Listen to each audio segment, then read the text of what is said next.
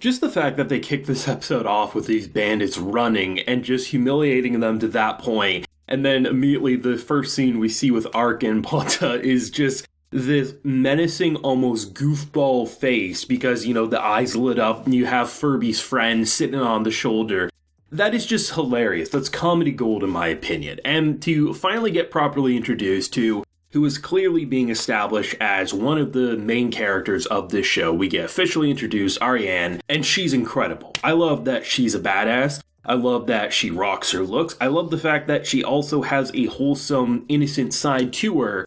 And ultimately, she's just trying to help the little elves who are being sold off into slavery. And the fact that she can kick ass and take names, I mean, she was really a one-woman army. And if it wasn't for that scumbag, the so-called leader, I guess it is Daddy's son there, so he gets to do whatever he pleases. The fact that he basically held people captive, I mean, there's nothing she could have done. So the fact that we have our boy Ark, who has teleportation magic, he basically is like the best sorcerer in the most expensive suit of armor that this world has ever seen. And the fact that he could teleport behind them and let there be an opening, it was great because it didn't discredit from her own skill set, but it also showed why these two working together would be one hell of a team. You have someone who is incredibly strong, can rip locks off cages, can teleport, can heal, can remove curses without even needing to say a word. And you have someone who is an incredible swordswoman who you can't even keep up with her Sonic the Hedgehog level moves. And that was really fun to me because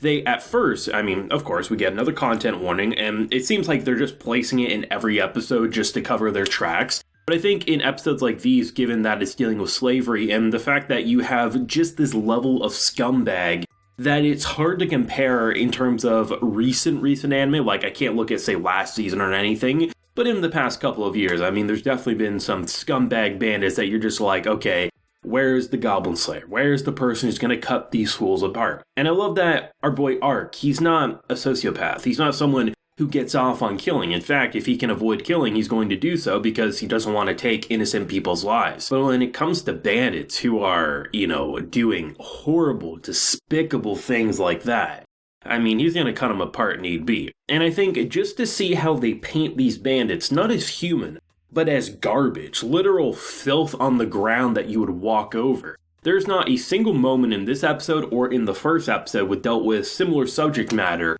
that you looked at what they were doing or it was meant to be fan service or it was meant to be, some sort of fetish shit. No, it was, these are scumbags and you want to see them get their asses owned, if not killed. And whether it's our girl Ariane cutting off arms immediately after that man's trying to grope her, which, I mean, how many anime can say that they dealt with subject matter like sexual harassment, if not further than that, to kidnapping and slavery, and the things that they would use to commit these horrible acts, they got immediately cut off. The only other way to make it better is if they got their dicks cut off, and maybe that'd be a little too graphic even with a content warning. But I love how this show, it's not pulling its punches. It's saying, there's some gross shit in time periods that are essentially lawless if you get outside the castle gates. Hell, look at our own reality. This shit still goes on underground with mafias and things like that. It could be happening in your own backyard without even realizing it. So the fact that we're in a setting that has bandits and this lawless nature,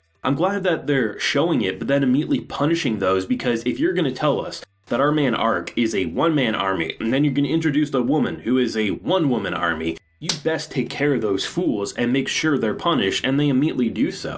And that's what makes it, I think, tasteful while making it feel gross to look at all in the process. And not many shows get it right, but goddamn Skeleton Knight knows how to do it. And they never make it a joke either. They never dismiss how a character's feeling. They never just say, oh, this little girl who almost got cut apart, we're just going to make a goofy face and it's all going to be okay. I mean, the most comedic thing during that entire sequence was when he kind of teleported behind the scumbag and they had this very stylistically almost like Falcon Punch. But to me, that was just amazing because he got his face impaled into a tree. And I mean, what better way than to punish the man than to deliver that first of many blows? That's why I love this show. I think it definitely has a style that you just can't see yourself comparing to recent anime. I think I'm still loving the fact that he's a skeleton, the fact that he needs to keep his helmet on, but the fact that he can still enjoy those human things, like he loves his alcohol. I mean, the boy deserves it, right? I mean, if he's going day in and day out, he's doing all these different quests, he's saving lives, he's taking out the trash, I think he deserves a couple of brewskis at the end of the night as he's enjoying his food and thing. But it'll be interesting because if there's one character who I think will learn his identity, it has to be her, right? I mean, whether they do it soon or they do it later into the season, because he could probably get around a couple of episodes of not taking his helmet off, though it would be a little weird that if she's hiring him for a mission and then you essentially sleep with your helmet on, I think eventually she's going to pull the helmet off or just think you're a weirdo or something. Like, how ugly do you have to be to keep the helmet on? So it'll be interesting to see how she responds, because she does seem more open-minded than I think a lot of the characters you would assume at first glance. Like, she's someone who understands what it's like to be discriminated against. Literal children of her race are being sold off into slavery.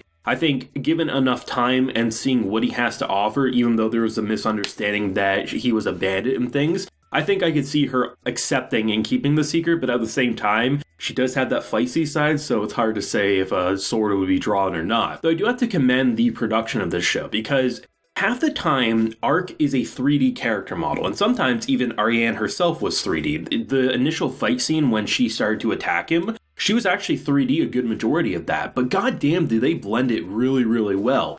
Ark as a character design should be really hard to animate because his armor has many layers, and typically that means, it's just going to be very strenuous on the animators to continue to move something like that. But whether he's 2D or 3D, you really have to pause it, I find, and take a really close look to figure out, is he 3D or is he a 2D drawing? Most of the time, if it's up close and personal, like in his face, it's 2D. But a lot of those wider shots when he's moving or fighting, like it's actually 3D production, but it's blended so seamlessly that goddamn in motion, it looks smooth as shit. Like, honestly, I'm really impressed with how they're going about the production. And I mean, it's hard not to have a grin on your face when you have Plicket's opening kicking off and just getting you hyped up. And the episodes are hilarious, they're disturbing, but then they immediately punish the disturbing, and you just love the characters in general. Given they also teased the kind of like political landscape in this episode around I think it was within the first 5 minutes, you have that one guy who basically is getting a report read to him about how like some man did all this crazy shit. And then I'm just thinking of Ark and his internal thoughts. I'm just trying to live a peaceful life. Everything's going okay.